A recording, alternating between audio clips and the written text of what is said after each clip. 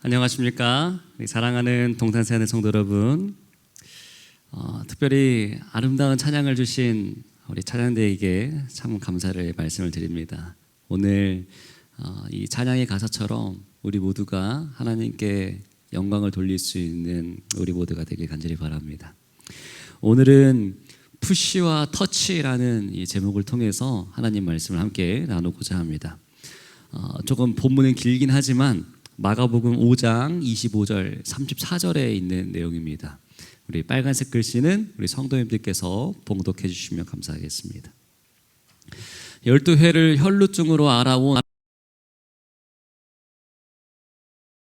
어려움을 받았고 가진 것도 다 합의하였을 때 아무 효험이 없고 도리어 더 중하여졌던 차에 예수의 소문을 듣고 무리 가운데 끼어 뒤로 와서 그의 옷에 손을 대니 이는 내가 그의 옷에만 손을 대어도 구원을 받으리라 생각함일러라. 이에 그의 혈루 근원이 곧 마름에 병이 나은 줄을 몸에 깨달으니라. 예수께서 그 능력이 자기에게서 나간 줄을 곧 스스로 아시고 무리 가운데서 돌이켜 말씀하시되 누가 내 옷에 손을 대었느냐 하시니 제자들이 여짜오되 무리가 에워싸 미는 것을 보시며 누가 내게 손을 대었느냐 물으시니까 하되 예수께서 이 일을 행한 여자를 보려고 둘러보시니 여자가 자기에게 이루어진 일을 알고 두려워하며 떨며 와서 그 앞에 엎드려 모든 사실을 여쭈니 예수께서 이르시되 따라 내 믿음이 너를 구원하였으니 평안히 가라 내 병에서 놓여 건강할지어다. 아멘. 제가 고등학생 때의 일입니다. 학교 선생님들이 저희 학생들에게 심부름을 종종 시킬 때가 있었습니다. 보통 선생님들이라면은 그냥 한 명의 학생들을 딱 지목을 해서 너 이 심부름 좀 해와 라고 이렇게 하는데 그 중에 꼭 지원자를 찾는 선생님이 한 분이 계셨습니다. 그리고 보통 이 선생님께서 시키시는 그 심부름이 무엇이었냐면요, 이 학교 후문에 가서 무엇을 사오라는 어떻게 보면 말도 안 되는 심부름이었습니다.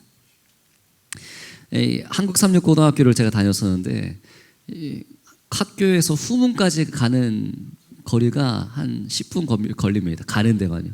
왔다 갔다 하면 한 20분 걸리는 거죠. 이것이 귀찮으니까 친구들이 손을 잘 들지 않습니다. 그런데 이상하게 꼭 지원자는 항상 등장했습니다. 왜냐하면은 심부름 값으로 후문에서 파는 간식을 사 먹을 수 있게 해주셨기 때문입니다. 처음에는 아무도 손을 들지 않습니다. 그런데 하나 둘 자원자가 나오면요 갑자기 사람들이 손을 들기 시작합니다. 혼자서도 할 수 없는 일도 다수에 섞여 있을 때는 할 수 있을 때가 있습니다. 혼자서 길을 가면서 쓰레기를 줍는 일은 쉽지가 않죠. 근데 여러 사람들이 같은 유니폼을 입고 쓰레기를 줍는 일은 참 쉽습니다. 집에서 혼자 밥을 드시는 거 쉽죠. 그러나 사람들이 많은 식당에서 혼자 밥 먹는 것이 눈치가 보이고 부담스러울 때가 참 많습니다. 요즘 이것을 혼밥한다라고 하는데 저는 절대 못합니다. 저는 절대로 못하겠어요. 밖에서 그래서 저 여기 동탄으로 와서 밖에서 혼자 밥을 먹어본 적이 없는 것 같아요. 다 먹었어도 사서 집에 와서 먹었지 밖에서 혼자 앉아가지고 먹었던 일은 전혀 없습니다. 또 언제 우리는 혼자 나서기가 참 많이 어렵습니까? 찬양할 때, 말씀을 들을 때, 하나님의 은혜가 내 마음에 다가왔을 때 우리는 무엇이라 표현하죠? 아멘 이렇게 표현을 합니다. 그런데 가끔 이 아멘 소리를 내는 것이 굉장히 힘들 때가 있습니다. 특별히 내 교회가 아닌 다른 교회에 가가지고 이 아멘 이 소리를 내야 할 때가 참 소리가 나오지가 않는 것이죠. 나 혼자 목소리를 낸다라는 것 자체가 너무나 부담스러울 때가 있기 때문에 그렇습니다.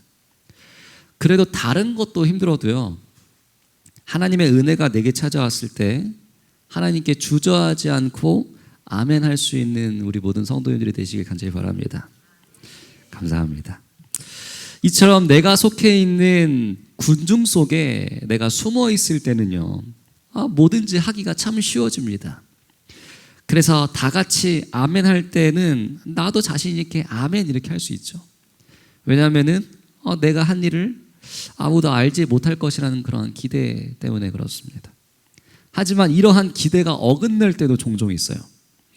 나는 분명히 무리 뒤에 숨어가지고 그 일을 했는데 누군가가 그 사실을 내게 이야기한다면은 당혹스러울 수밖에 없는 것입니다.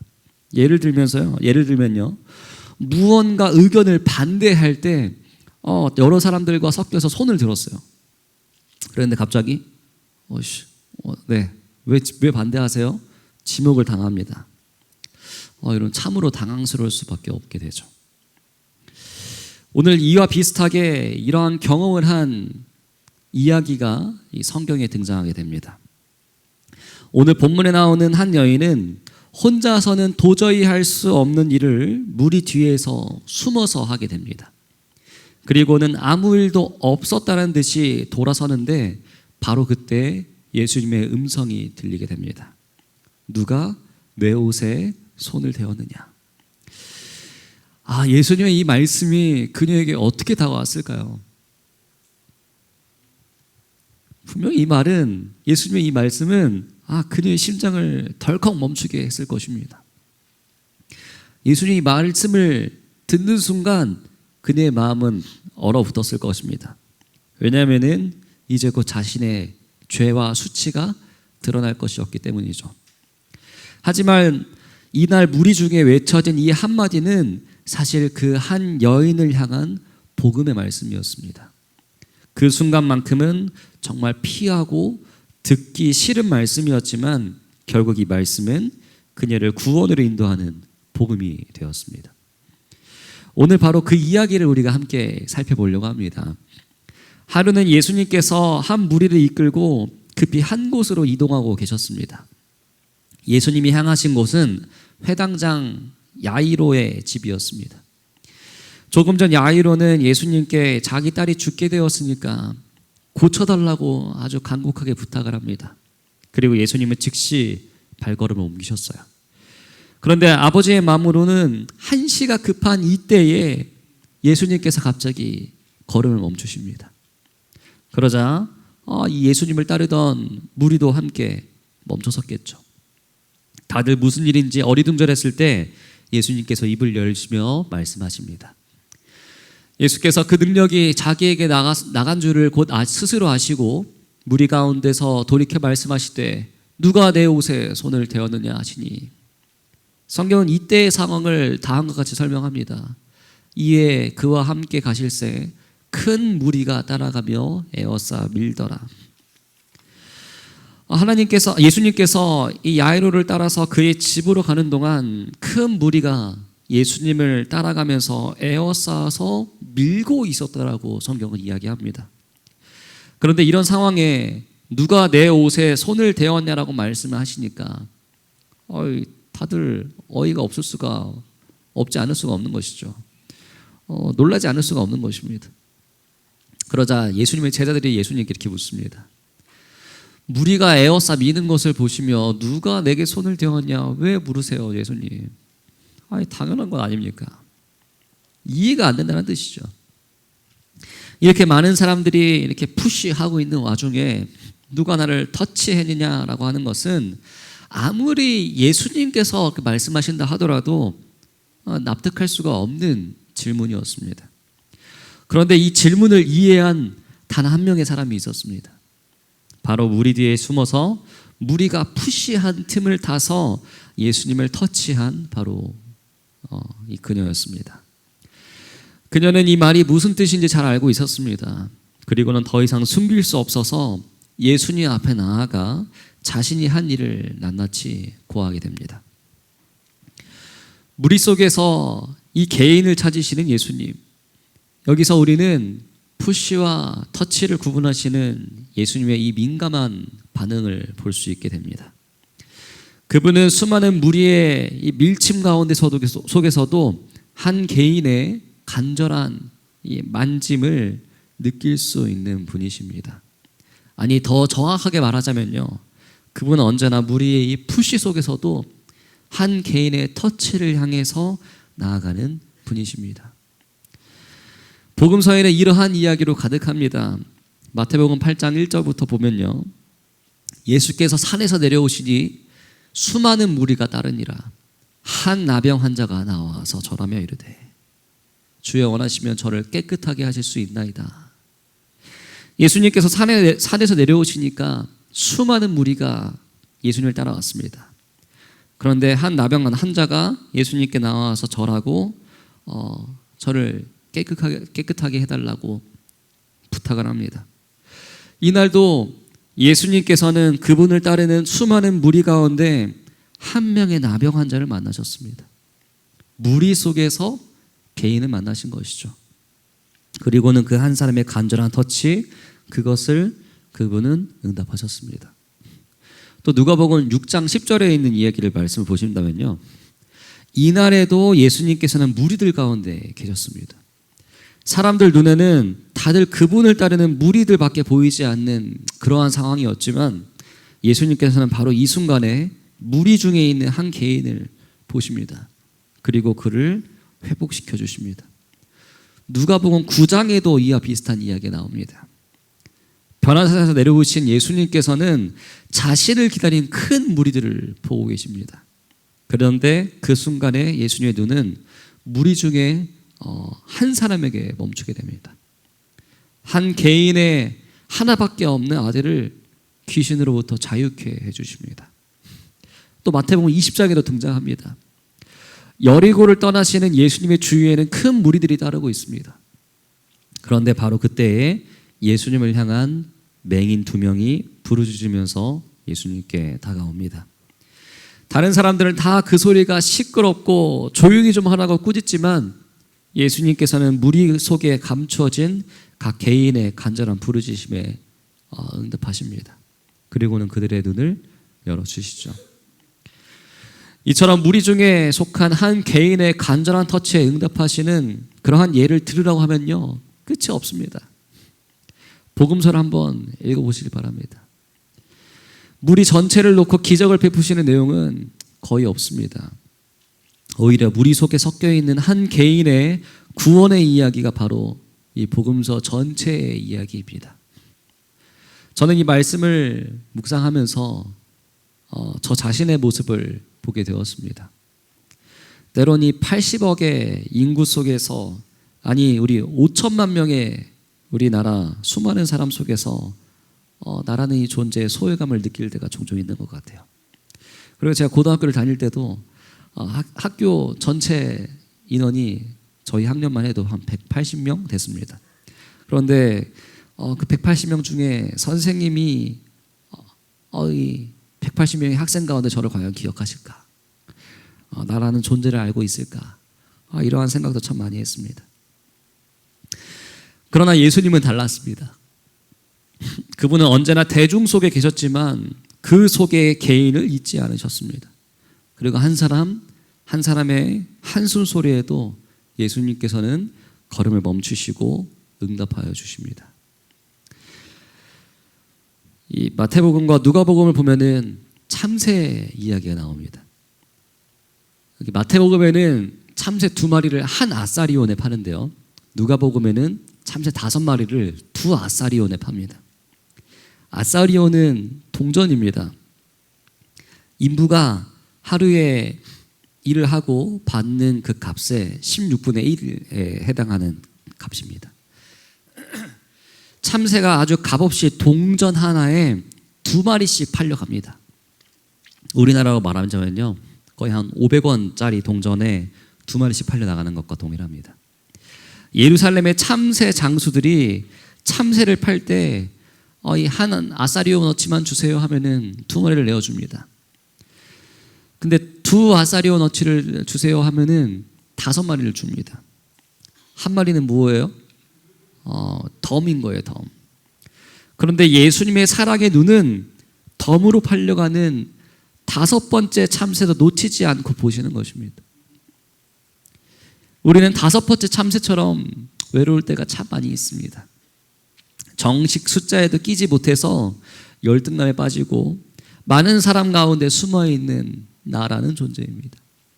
그러나 그 다섯 번째 참새를 그 한 사람을 놓치지 않으시는 예수님의 사랑의 눈으로 여러분들과 저를 지켜보고 계시니 얼마나 감사한 일입니까?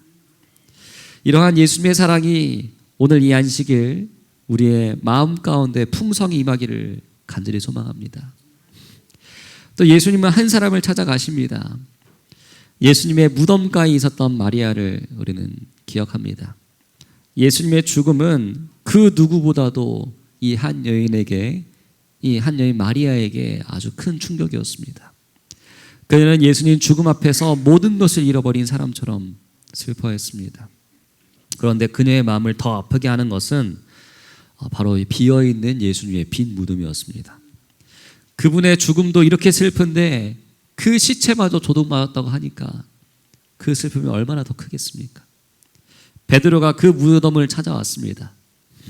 요한도 와서 그 빈 무덤을 확인했습니다.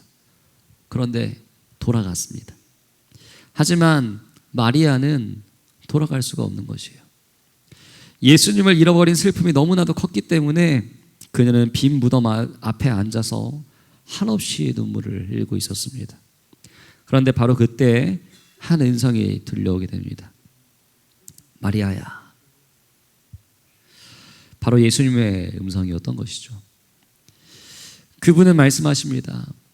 예수께서 이르시되 나를 붙들지 말라. 내가 아직 아버지께로 올라가지 아니하였노라. 예수님의 이 말씀은 무슨 뜻일까요?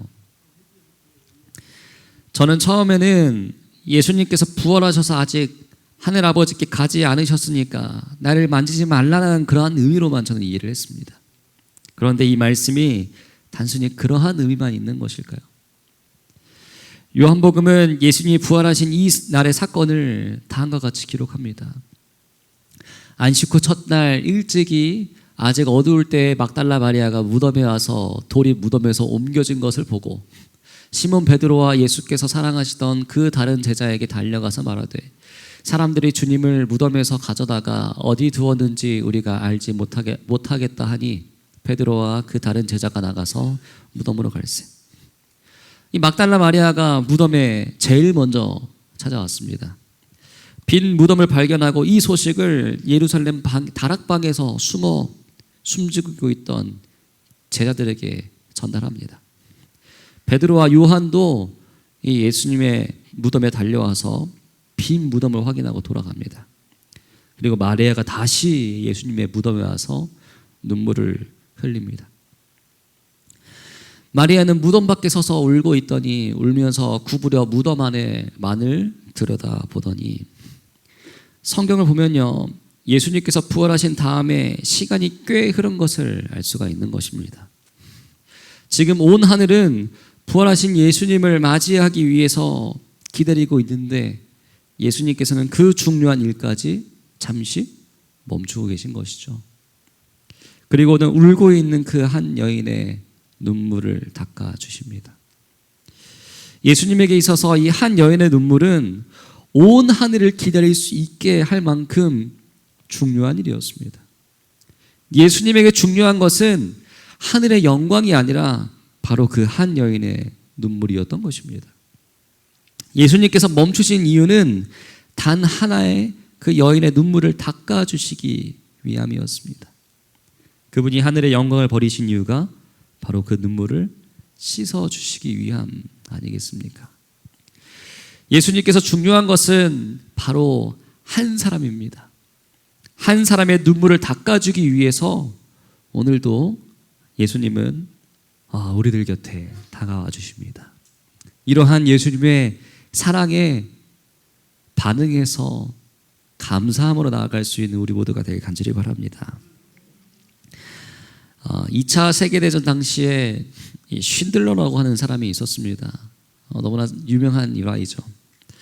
이 사람은 독일인으로 전쟁을 통해서 돈을 많이 번 사람이었습니다. 그는 독일군에게 뇌물을 주어서 이 유대인들을 끌어다가 자기 공장에서 일을 시켰고 그 결과 많은 부를 이룰 수 있었던 사람이었습니다. 그런데 그는 자기의 회계사로 일었던 유대인 스턴이라고 하는 사람을 통해서 지금 벌어지고 있는 이 일이 얼마나 잔인한 일이라는 것을 듣게 되고 또 깨닫게 됩니다.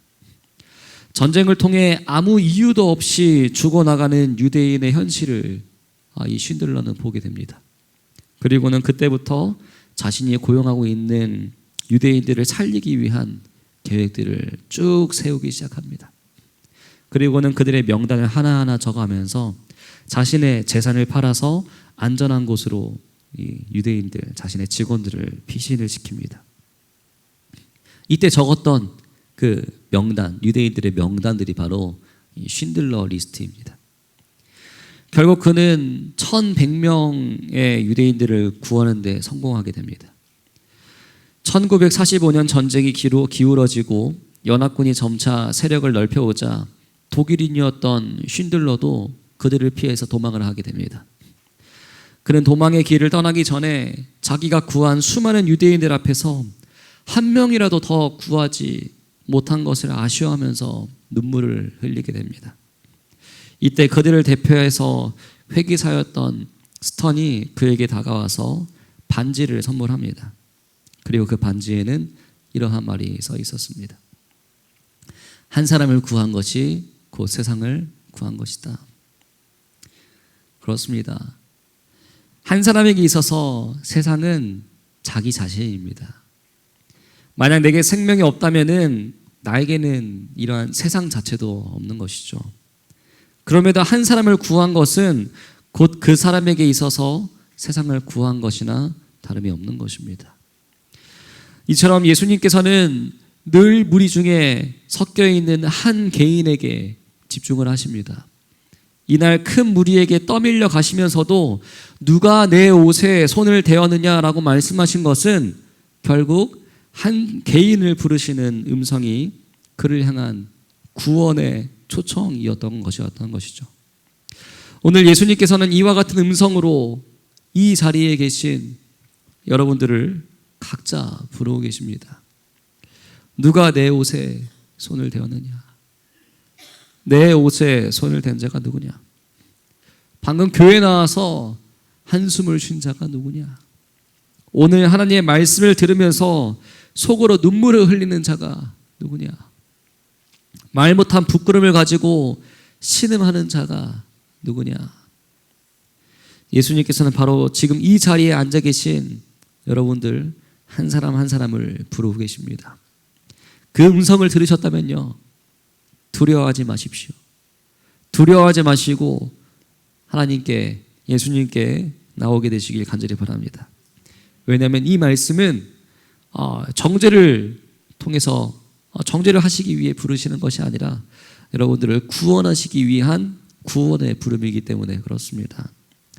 예수님께서는 오늘 우리 각자의 아주 간절한 터치에 반응하십니다. 내가 너의 필요를 안다. 내가 너의 간구를 잘 알고 있다. 그러니 평안히 가라. 내 믿음이 너를 구원하였노라. 이것이 복음이 아니고 무엇이겠습니까? 우리 사랑하는 동탄세하는 성도 여러분, 예수님께 그토록 소중한 사람이 바로 나입니다. 여러분들입니다.